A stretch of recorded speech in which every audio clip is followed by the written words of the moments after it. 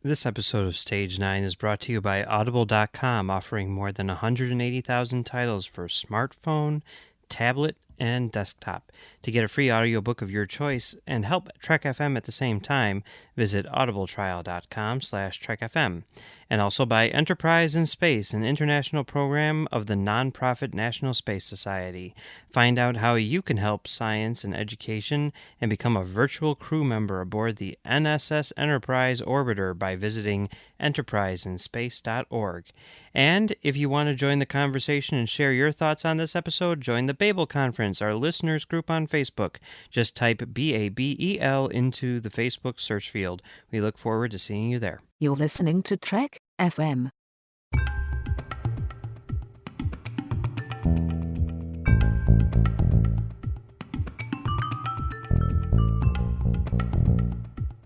Hello and welcome to Stage 9, Trek FM show about the people who make Star Trek. I'm Mike. I'm John.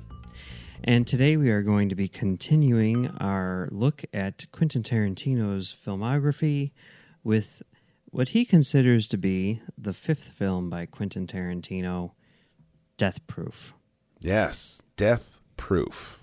Yes. Now, this is another odd situation in a lot of ways because it's only half a movie, maybe? Technically speaking, yeah.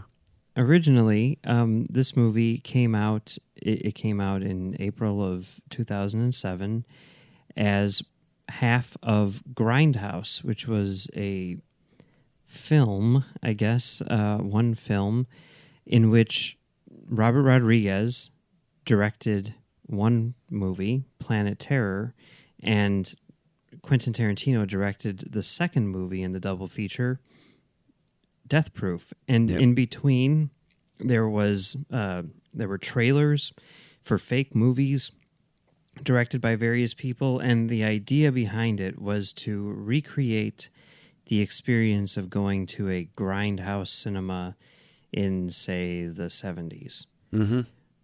Which, for people who don't know, a grindhouse would be a theater which was usually run down, which would show, usually really, really beat up prints of old exploitation movies, whether they were kung fu movies or sexploitation movies or horror movies, as is the case here.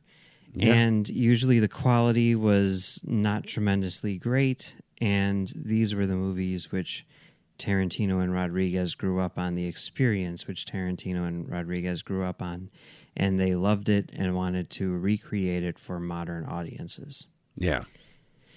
So, okay, now we know that you were, still in a dark place when it came to Tarantino back in 2007.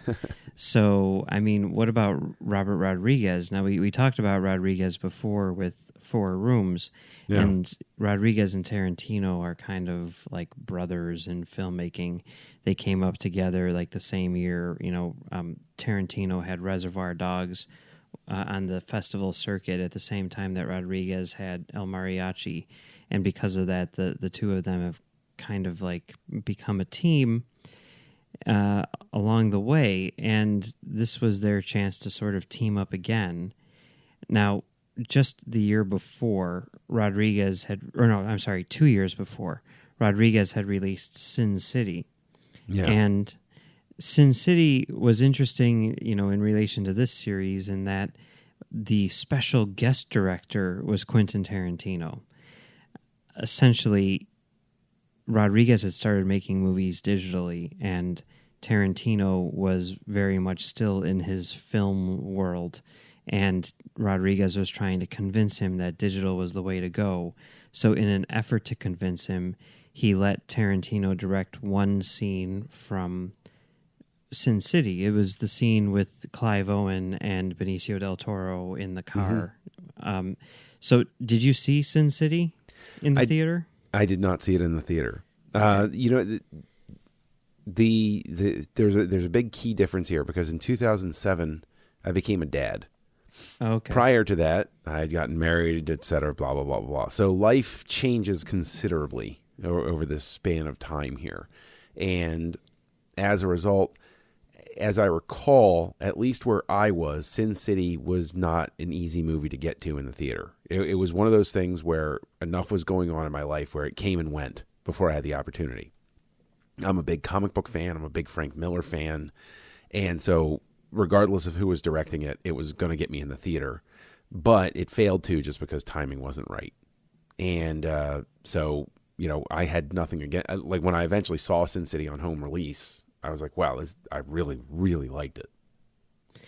But it wasn't enough for you to sort of overcome your Tarantino hatred or whatever at that point in time and be like, you know what, I'm going to go check out this Grindhouse movie because it sounds like a really cool concept. I wanted to desperately. I really legitimately wanted to, but my firstborn daughter was born in February of 2007. So this came out at a time where it was extremely difficult to, with a clear conscience.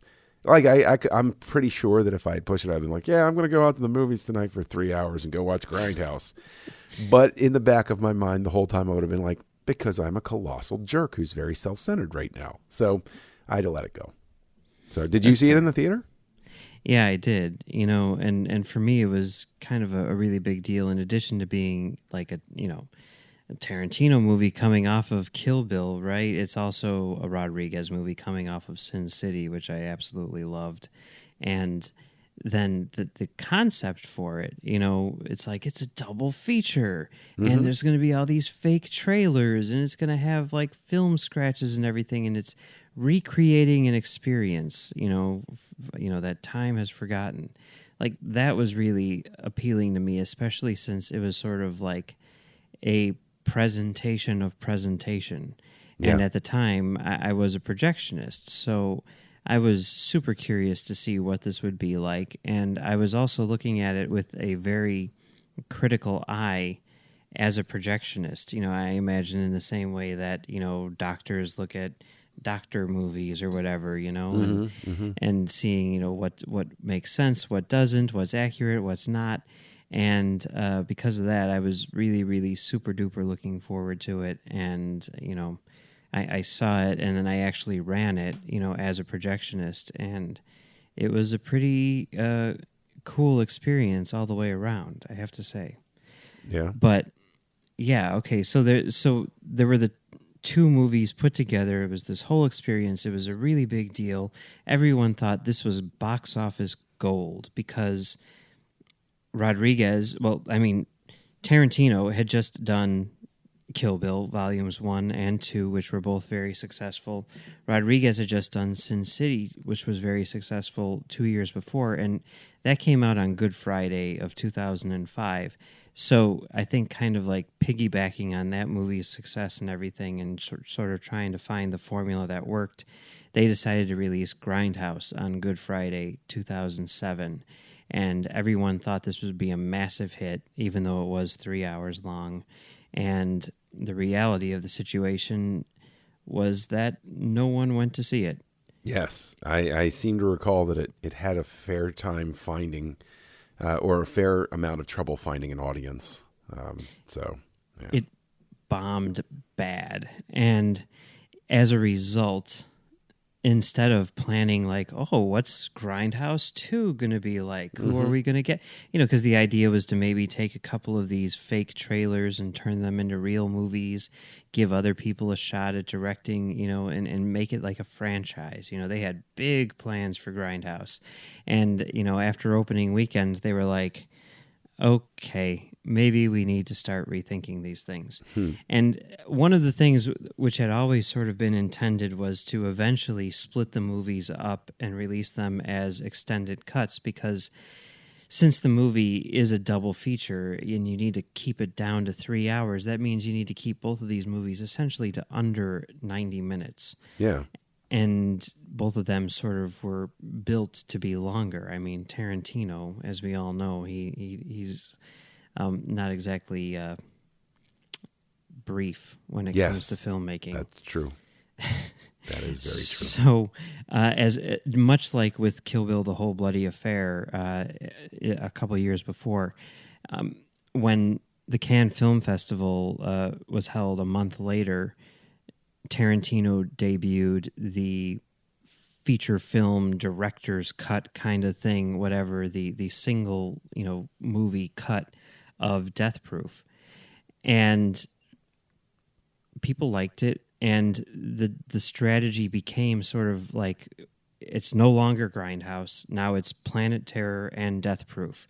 And when it was released overseas, they were released as separate movies. When they were released on DVD and Blu-ray, they were released as separate movies. Yeah. And it wasn't until years later that they put them back together for a Blu-ray release.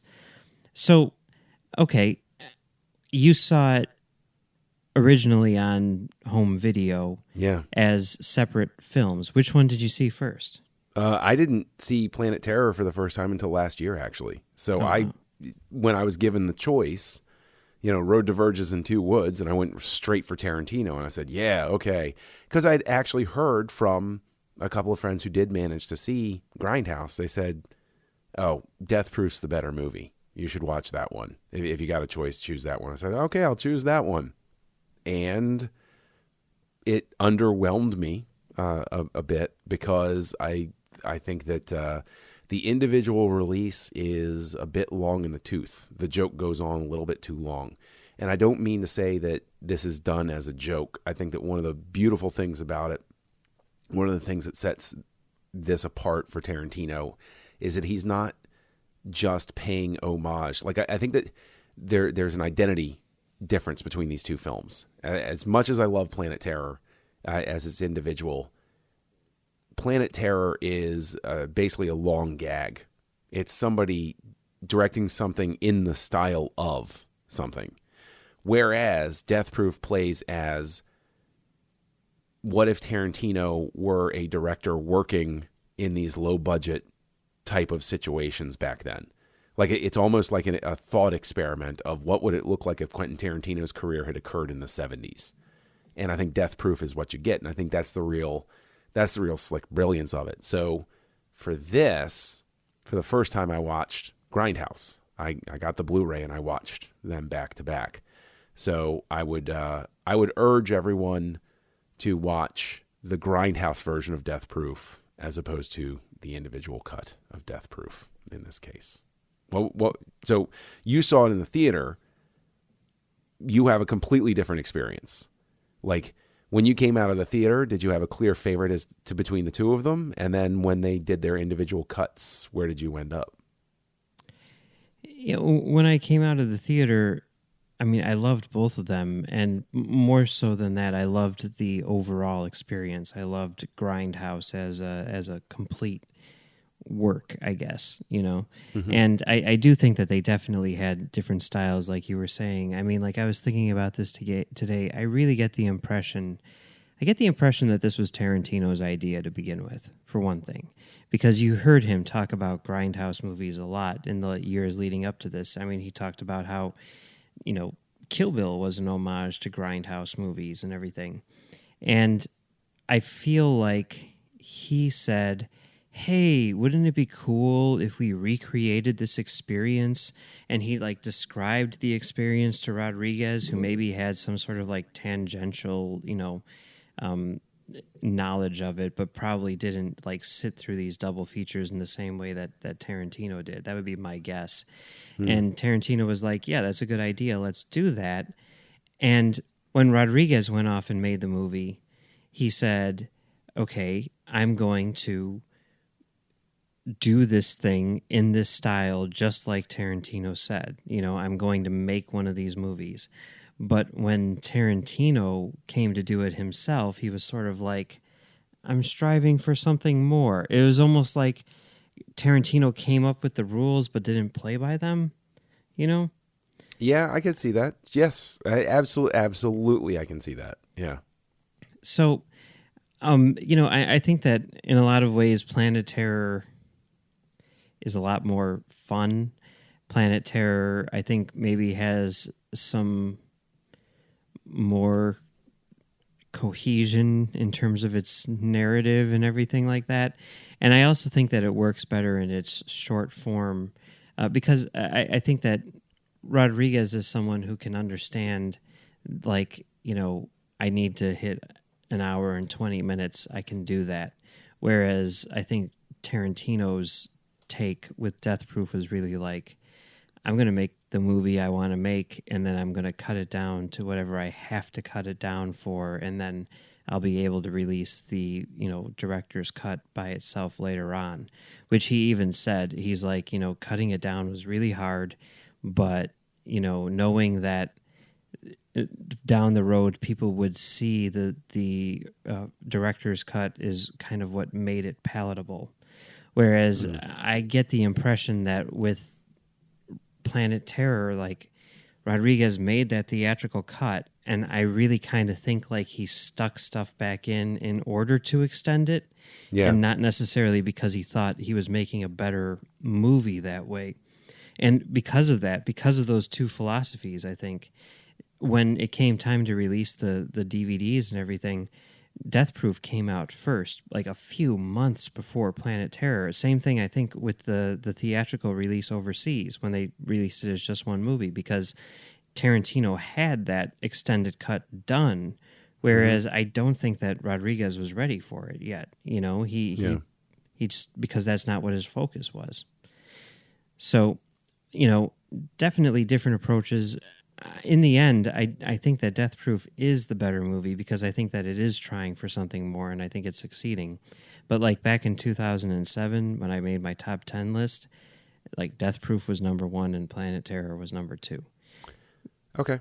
See, the thing is, I think that I give a lot of credit. I think that just the editing, having seen both versions now, finally, I think that the editing on Death Proof, the theatrical / Grindhouse, whatever you want, the shorter version of Death Proof is amazing because it actually changes the experience in this fundamental way where I got more out of it watching it in this fashion. I actually felt like, and again, Sally Menke edits this, right? Yes, she does. And I think that the true masterful touch here is what it feels like, even more than anything else, which I think is brilliant, is it feels like a schlocky movie that there was originally like a first one and a sequel, and then they went back and they were like, make one movie out of it and we can recoup our costs or something like that. Because because I know you're a fan of gear shift movies, and so, hey, it's a car movie and it's a gear shift movie. That's perfect, right? But it literally does feel like two different films that got mashed together. And I think the experience is amazing just because it's such a conscious decision. And the stuff that they cut out and the things that they left out, I think it just moves so much more briskly, and it just engaged me more this time around. It's really odd too, because of the fact that we're sitting here talking about Tarantino doing Star Trek, and then Jason Isaacs is in one of the trailers that's between the films. Don't. And that one, my gosh, I laughed. I was like, oh, I know this trailer. That was, I thought Thanksgiving went a little off the rails. Some of the trailers were trailers.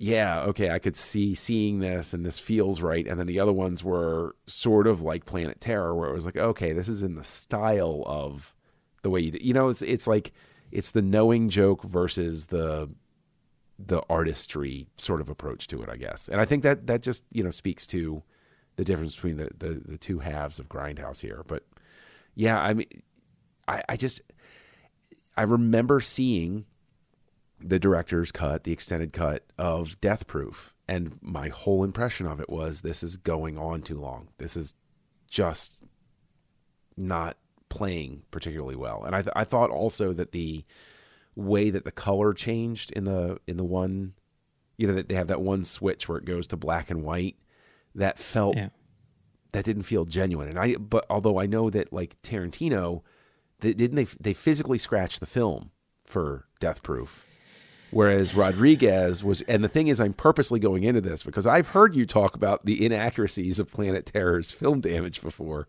and I enjoy it because I think everybody enjoys hearing you talk about this sort of thing. But like, Death Proof's film damage feels authentic, and Planet Terror's does not.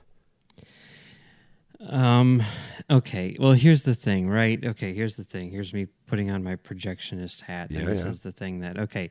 So now, obviously, as we just were talking about with the whole Sin City thing, Tarantino is film all the way, never going to shoot anything digital. It's not going to happen anytime soon, which means that, his Star Trek movie will definitely be shot on film. Whereas Rodriguez is very, very, very much in the mindset that digital is the best thing. I think it was Lucas who convinced him of that. Lucas showed him early tests, a bunch of filmmakers, early tests when he was making episode 2 or whatever, or even before that. And Rodriguez is one of the people who came away from it saying, like, this is amazing. He bought his own digital camera. He used it to shoot Once Upon a Time in Mexico, and he's never gone back. And his whole thing has always been that, you can create any film look with a digital camera. You can just, it's that good. So that's obviously the route that he took when, making Planet Terror. And one of the interesting things about these two movies is both directors shoot the movies themselves. Rodriguez does that all the time anyway, but Tarantino shot Death Proof himself as well. It's the only time he's ever done that. So that's kind of cool. But because of that, because these two people were trying to go for the same effect, but going about it, working independently, essentially, they each went about that look in a different way. Rodriguez decided to shoot digitally and add all of the film grain and all of the film damage in post-production. So much so that, one of the things that they had planned and one of the things that they actually do on the Planet Terror Blu-ray is they have the newly uncovered, cleaned up, restored print of Planet Terror, which you can watch. You can watch the entire movie without the film damage effects added to it. Interesting. There's still a few, because a few of them are sort of like baked in, essentially. Whenever there's like an edit, there's a few times where there's like a physical cut in the film and like footage is removed and you see like the splice marks. Those are still there, and the missing reel is still there. But all of the grain and all of the dirt and scratches, they're all removed on this special version of Planet Terror. It's an interesting thing to watch for sure, but obviously the damaged version is the way to go. With Death Proof, what Tarantino decided to do was shoot on film and then actually damage the film, and then print that damage onto the release prints.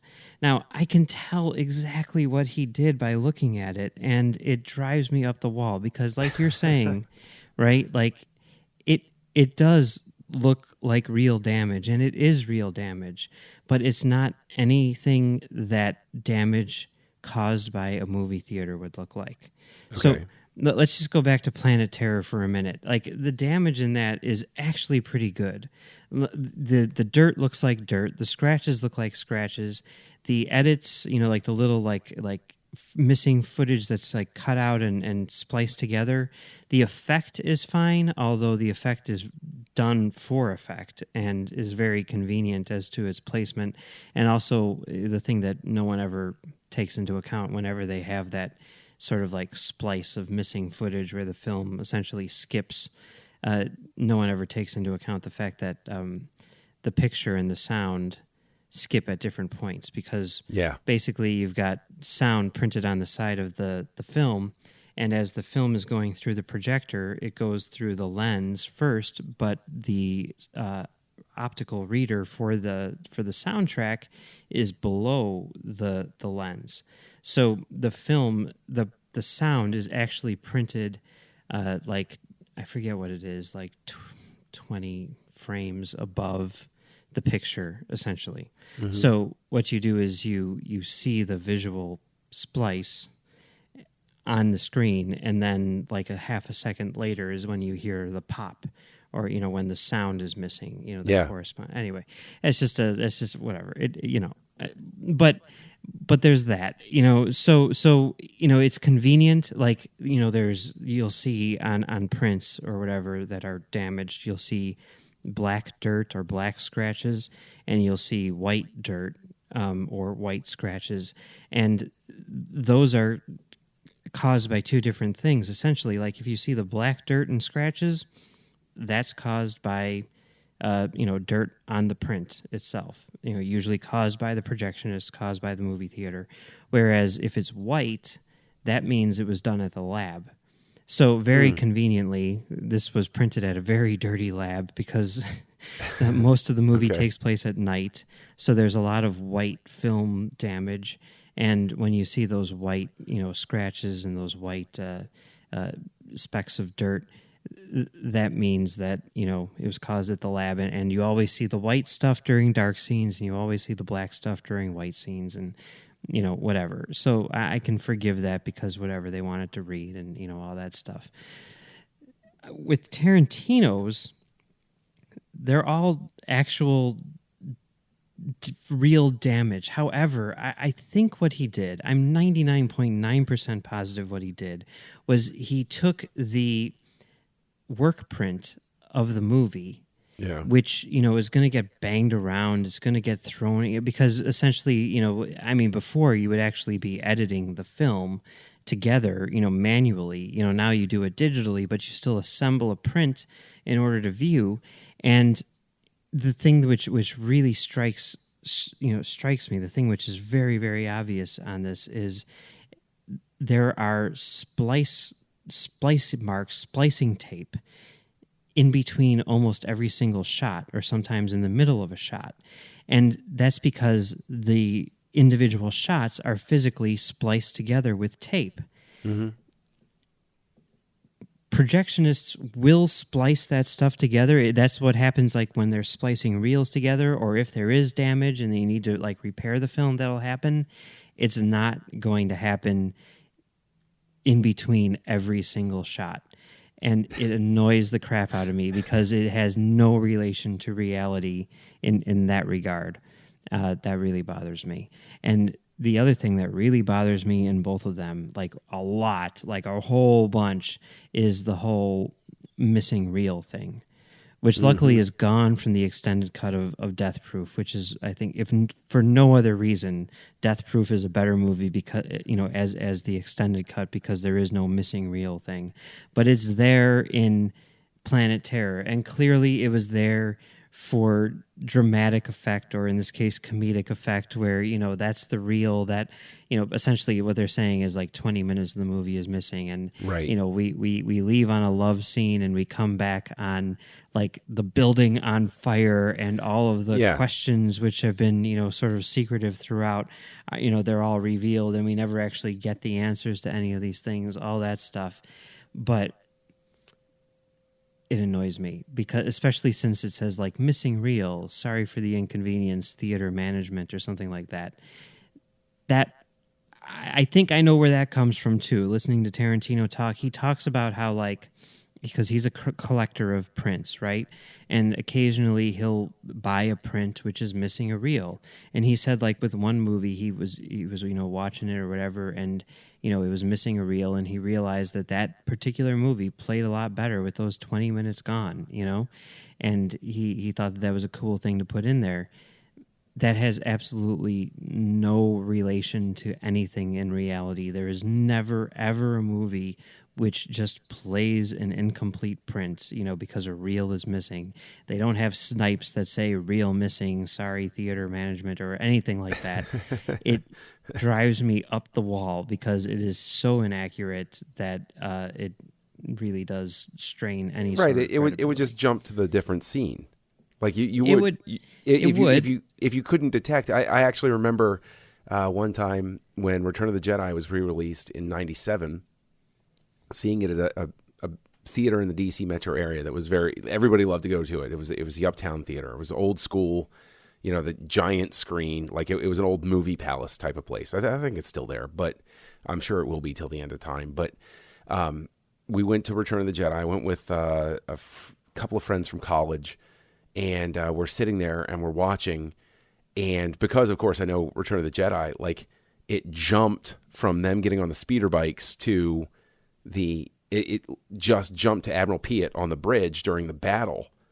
And I got up and I ran out and I was like, you jumped to the wrong part. And they're like, no, everything's fine. I was like, no, it is not. And I can tell you, and then the movie stops and then screen went out and then like it went back and then it started playing the right thing because they'd fed the wrong reel or something like that. But that's just to, back the point where it's like you wouldn't see scene missing. Like that's almost like a callback to the video for Closer by Nine Inch Nails. Yeah. Because that was all throughout that video where it was like scene missing and stuff Right. like that. So which you do see like in, editing, like if you're editing a movie or something like that, especially if it's a visual effects heavy thing, it'd be like effect missing or something like that, Yeah.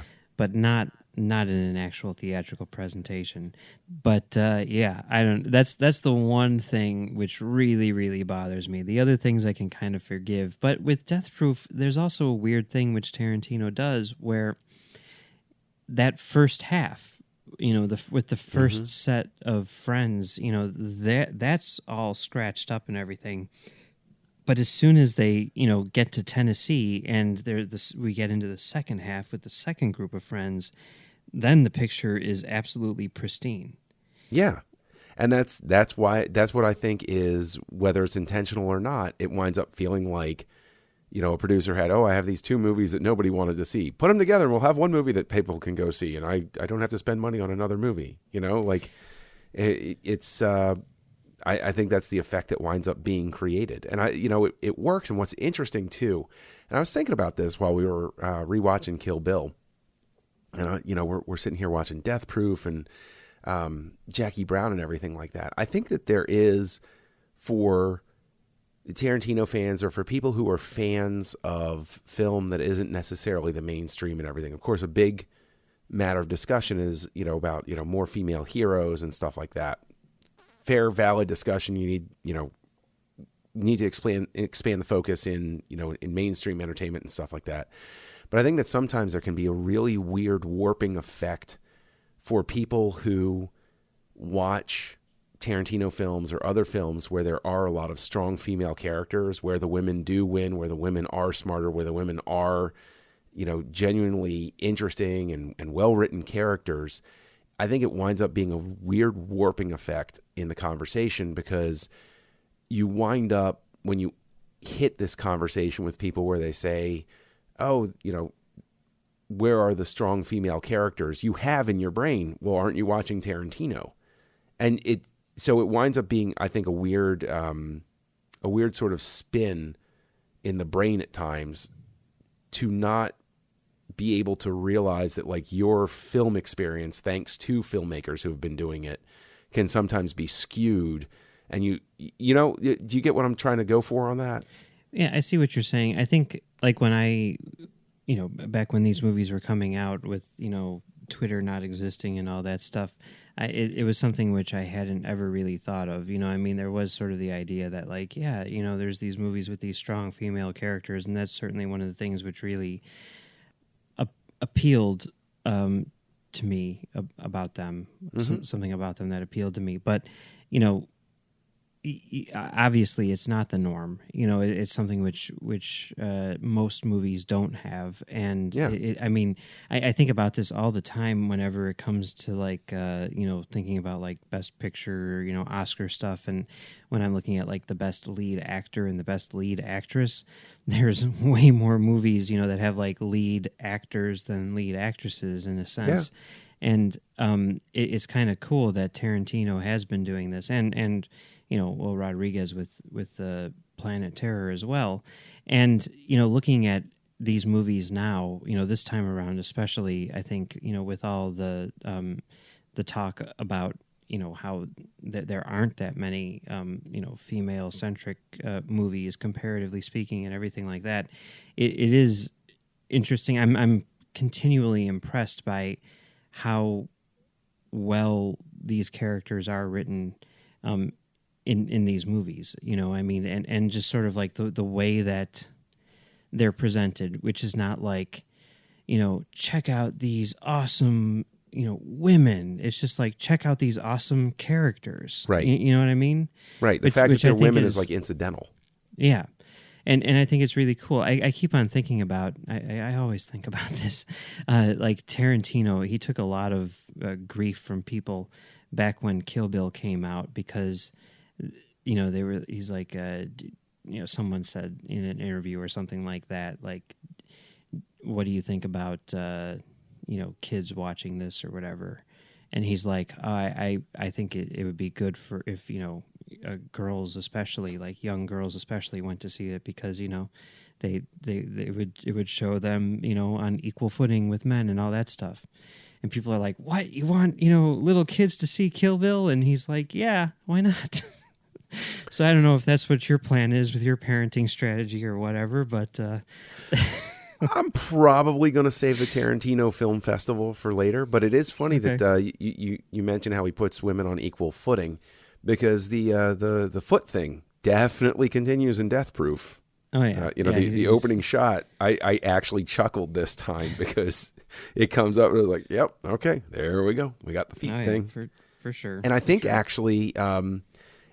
Forgive me for forgetting the name of the actress who plays Butterfly. Vanessa Ferlito. Yeah. She has a foot double in the credits. Oh, does she? She does. In the credits, it says she has a foot double. And I was like, of course. Why wouldn't he be that finicky about feet? That makes perfect sense to me. Yeah. I don't know. I really do love Death Proof. I mean, I love Planet Terror too, but Death Proof, I think, just the idea, and this kind of, people have brought this up when talking about the whole Star Trek thing. Like, obviously, there's a lot of influences everywhere for every movie or whatever, but one of the things which kind of inspired Tarantino to make this movie was his desire to do like a slasher film. And at one point, he had actually toyed with the idea of making a Friday the 13th movie. Mm-hmm. And in the end, he decided that he was better off doing his own thing and making his version of a slasher movie, which, this is straight up a slasher movie in terms of the structure and everything. The only difference is that, the serial killer isn't using a knife, he's using a car. Mm-hmm. And I think that it's really effective in that regard, but it also doubles in this kind of like genre bending, genre mashup way. It doubles as an awesome car racing movie, It does. Car chase movie. Yeah, it does. And I marvel because it's Zoe Bell, and Tarantino even said in the Cannes interview, he's like, I wrote this around her. Yeah. He's like, she makes this all work, and I've never seen anything since with her, headlining the way she does this or anything like that. But that car stunt scene, where he's ramming them and she's flying around on the roof of the car, I know it all turns out okay. Like that I think, if anything, winds up being a brilliant testament to, great stunt work. I mean, naturally, but just the fact that I was on the edge of my seat during the whole, car chase scene where he's ramming them and she's on the hood of the car. I know everything turns out okay, spoilers, and all of that stuff, and I'm still on the edge of my seat because it's shot so well and the stunt is so spectacularly done and convincing that I got such a big kick out of it. Yeah, and that's, for people who don't know, Zoe Bell is a stunt double. She was Uma Thurman's stunt double in Kill Bill, and I think she was also on Xena. I want to say, I could be wrong about that, but regardless, she is straight up. That's her day job, is she's a stunt woman. So when it came time to do this movie, Tarantino was like, well, she's very charismatic, she can act. I'm just going to cast her as this character and then have her do her own stunts because that's her job. And why even have her play someone else? We'll just have her play herself. She is a stunt double who's doing this stuff, and her name is Zoe Bell. So there you go. That's awesome. I guess that means, because these movies, I think, clearly take place in the movie universe that we were talking about last week. But does that mean that Zoe Bell is a real person in the movie universe? I don't know. Well, it would mean if this plays in the movie universe, and Zoe Bell is playing herself, then she's a real person in the movie universe who crosses over. She's one of the crossover characters, because somebody who's in the movie universe would go to see this movie that's in the movie universe, and Zoe Bell therefore could potentially be sitting in the audience with the person that's in the movie universe, not the movie universe. Yeah, if you want to get really complicated with it, and I do. From Dusk Till Dawn, clearly a movie. It's got Earl McGraw. It's got all these things. From Dusk Till Dawn is clearly in the movie universe. But there's a documentary about the making of From Dusk Till Dawn called Full Tilt Boogie. So since From Dusk Till Dawn is a movie in the movie universe, which means that the people in the movie universe are watching it, does that mean that Full Tilt Boogie is a movie in the movie universe? It would have to be, wouldn't it? Yeah. That's the only way that it works. So it's almost like it's not a documentary. It's part of the Pulp Fiction universe. Yes. Yeah. So there is like a Quentin Tarantino and a, Robert Rodriguez and a George Clooney. People might be chuckling, but I guarantee you there's going to be a college course on this in like 20 years. Maybe less. Maybe 10. Like after he directs his Star Trek movie and he's like, I'm all done with it. They're going to release college classes and we're going to find out. Yeah, it's going to be pretty. Ooh, yeah. And see, the thing is, of course, it sends me down the road. Of course, Star Trek will be in the movie universe, not the movie universe. You would think, but then again, he does say he's like, Jackie Brown doesn't take place in either universe. It's in the Elmore Leonard universe. But someone, I think, is smoking red apple cigarettes in there. And they have, Acuna Brothers or whatever. The Mexican ad during the previews. Yeah, somebody is drinking soda from the fictional. Yeah. Yeah, and place. that's in it. Not only is there a commercial for it, there's also a you see it in the movie. You see it in, I think, one or the other, Death Proof or Planet Terror. But then you also see it in the food court in Jackie Brown.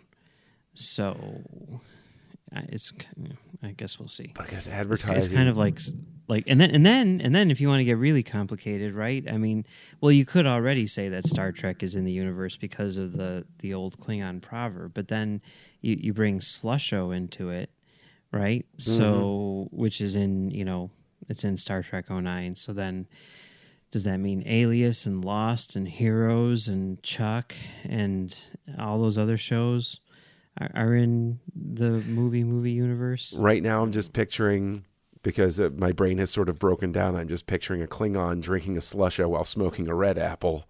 There you go. And reading an Elmore Leonard novel. There you go. There you go. You got your opening shot of Quentin Tarantino's Star Trek movie right there. Boom. Done. There you go. All right. Well, it's been fun talking about Death Proof today, but that's not all we're talking about here on Trek FM this week, so here's a look at what you may have missed elsewhere on the network. Previously on Trek.fm, Literary Treks. Yeah, that's definitely the case, I think, for sure. Well, in this novel, it's very much about the Klingons and their society, and it's from the perspective there's a framing story basically in which Captain Kirk starts reading a book called The Final Reflection, which is told from the perspective of the Klingons, and it's ostensibly the book that we are reading here. This is the book that Kirk's reading in this book. Stage 9, a podcast about the people who make Star Trek. Starts off with a quote: "Revenge is a dish that is best served cold," and it's credited as an old Klingon proverb.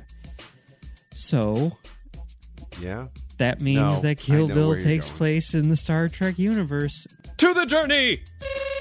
I like that they take a two-dimensional movie and watch it in a three-dimensional environment, only to experience it as a two-dimensional image watched in 3D that we are watching at home on a two-dimensional screen. This is meta beyond meta beyond meta. And he's gone meta again. You really have gone meta now. My brain just failed completely during that. Warp 5. And I think it's one that gets overlooked a lot because of a couple reasons. I think it gets overlooked because it's simply a one-shot episode in season 4. And I think it gets overlooked because it seems like a fan service episode for the Organians. And honestly, every time I start watching the episode, I'm like, why do we need the Organians in season 4? And that's what else is happening on Trek.fm. Check out all these shows and discover what we're talking about in your favorite corner of the Star Trek universe. You'll find us wherever you get your podcasts. If you're an Apple user, be sure to hit the subscribe button on Apple Podcasts on iPhone, iPad, or Apple TV, or on the desktop iTunes app to get all the latest episodes as soon as they're published. And please leave us a star rating and a written review. If you're not an Apple user, we've got you covered as well. You can find our shows on Google Play Music, Stitcher, TuneIn, Spreaker, SoundCloud, Windows Phone, in most third-party apps, and you can stream and download the MP3 file from our website or grab the RSS link as well. We'd love to hear your thoughts on today's show, and there are many ways for you to contact us. The best place is to join the larger conversation in the Babel Conference, which is our listeners group on Facebook. Just type Babel, that's B-A-B-E-L, into the search field on Facebook, and we should come right up. If you'd like to send us an email, you can use the form on our website at trek.fm/contact. Just choose to send to a show and select Stage 9. That'll come right to us. You can also find the network on Twitter at TrekFM and on Facebook at facebook.com/TrekFM. John, where can people find you on the internet? Oh, well, you can find me as Kessel Junkie on your network of choice. You can find me co-hosting Words with Nerds with my pal Craig. And then you can go on over to the Nerd Party Network, and you can find me co-hosting Aggressive Negotiations with Matthew Rushing, familiar to people on this network, as the host of the 602 Club. And you can also find me co-hosting Great Shot Kid with you, Mike. Yeah, you can find me over there on thenerdparty.com, and you can also find me right here on Trek.fm doing a show called The Edge. And you can find me on Twitter at Mumbles3K. We'd like to thank our associate producers today, Chris Steftenagel, Jeff Sutter, and Norman C. Lau. Thank you very much, guys. Thank you. If you'd like to help us keep all of our shows coming to you each week, you can become a patron of the network on Patreon. Just visit patreon.com/TrekFM. That's patreon.com/TrekFM to get all the details. Perks include early access to episodes, exclusive content, producer credits, and more available through our special patrons website, Patron Zone. It requires a great deal of money to produce and distribute these shows each month. We really appreciate any support you can give us and hope you'll join the team. Again, you'll find all the details at patreon.com/TrekFM. Okay, well, I know this week I was rather critical about the accuracy of film projection or whatever. I will say that when I ran this movie, you know, as a projectionist, 99.9% of your job is just being super duper paranoid and double checking and triple checking your work to make sure that you're not damaging any of these prints, so that you're not, you know, making the prints look like they do in Grindhouse. But I really did sort of take the philosophy when running Grindhouse. I'm like, it doesn't matter, right? That's the whole point. So I'd thread it and walk away and not look back. That being said, I never damaged the print, but, you know, whatever. Well, you're a professional. Yeah. So anyway, as critical as we were, or as I was, of the film presentation with Death Proof this week, I am going to be the 100% opposite next week in terms of film presentation when we talk about Quentin Tarantino's 6th movie, Inglourious Bastards.